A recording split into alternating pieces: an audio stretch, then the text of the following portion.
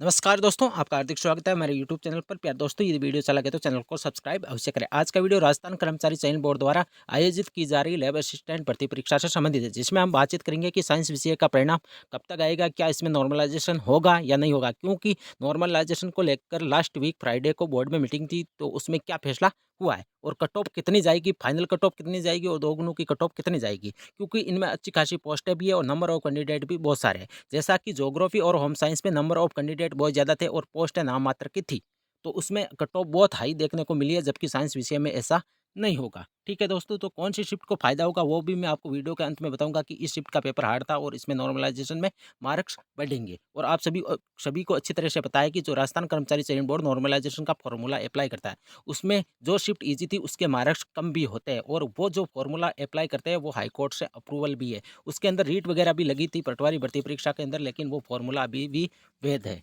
ठीक है दोस्तों, तो कट ऑफ कितनी जाएगी जी, तो कट ऑफ आगे देखते हैं कि कट ऑफ कितनी जाएगी। रिजल्ट कब तक आएगा, तो मैं आपको बता दूं, आपका परिणाम इसी वीक आने की पूरी पूरी संभावना है और जहां तक है इस वीक आपका परिणाम 100% जारी हो जाएगा। नॉन टीएसपी की कट ऑफ क्या जाएगी, पहले देखते हैं कट ऑफ का। तो दो गुणों की कट ऑफ है ये, जो डीवी के लिए आपको सभी को अच्छी तरह से पता है कि राजस्थान कर्मचारी चयन बोर्ड डीवी के लिए 2 गुना विद्यार्थियों को क्वालिफाई करता है, उसके बाद 1 गुणों की फाइनल लिस्ट आती है डॉक्यूमेंट वेरिफिकेशन होने के बाद। तो दोस्तों, यूआर कैटेगरी की, अनरिजर्व कैटेगरी की, यदि आप नॉन टीएसपी से हो और आपके मार्क्स 270 से 280 रो मार्क्स है, मतलब आपके जो पेपर में मार्क्स आ रहे हैं वो 270 से 280 के बीच में विदाउट नॉर्मलाइजेशन, तो आपका सिलेक्शन होने की पूरी पूरी संभावना है। यदि आप फीमेल है और आपके 260 से 265 के बीच में आ रहे हैं तो आप बिल्कुल सेफ जोन के अंदर हो। इसी प्रकार ओबीसी मेल के अंदर 265 से 270 और फीमेल के लिए आप -5 मार्क्स मान के चलो। ईडब्ल्यूएस की 255 से 260 के बीच में कट ऑफ रहने का पूरा पूरा अनुमान है। इसी प्रकार एमबीसी की 240 से 245 के बीच में। अब कई विद्यार्थी बोल रहे हैं कि कट ऑफ इतनी कम कैसे जाएगी, कोई 300 का मार्क्स थोड़ा है तो ये 400 में से। तो मैं आपको बता दूं, यदि आपने पेपर दिया तो आपको अनुमान लग जाएगा कि पेपर किस प्रकार का आ रहा था। और उतनी इसमें साइको कई ऐसे सब्जेक्ट थे जिसमें अधिकतर विद्यार्थियों ने इसकी तैयारी भी नहीं की थी और विदाउट तैयारी सभी एग्जाम में बैठे थे, इसलिए इनके मार्क्स कम आ रहे हैं। क्यों, साइकोलॉजी कई विद्यार्थी अच्छी तरह से पढ़ के गए थे, लेकिन वहाँ पे एक क्वेश्चन भी आपको देखने को नहीं मिला।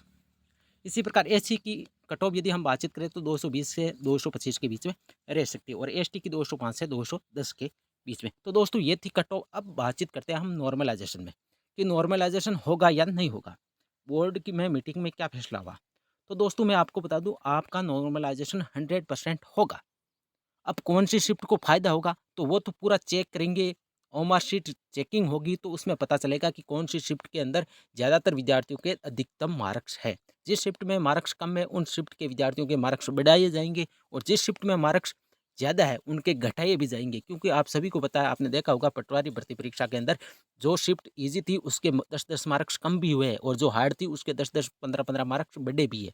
तो ये राजस्थान कर्मचारी चयन बोर्ड जो फॉर्मूला नॉर्मलाइजेशन का अप्लाई करता है वो बहुत टेढ़ा फॉर्मूला है और ऐसा फॉर्मूला बिल्कुल नहीं होना चाहिए, क्योंकि मार्क्स बहुत हार्ड वर्क करने पर आते हैं और उनमें से ही जब आप नॉर्मलाइजेशन करके मार्क्स कम कर देते हो तो विद्यार्थियों को कितनी पीड़ा होती है। तो दोस्तों, देखते हैं किस प्रकार नॉर्मलाइजेशन होता है, कौन सी शिफ्ट के मार्क्स बढ़ेंगे। लेकिन आपको मैं एक विश्वास दिलाता हूँ कि नॉर्मलाइजेशन इस साइंस विषय के परिणाम में 100% होगा।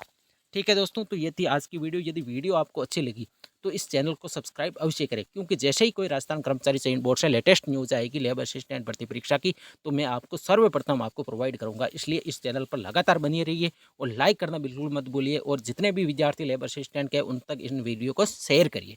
थैंक यू दोस्तों।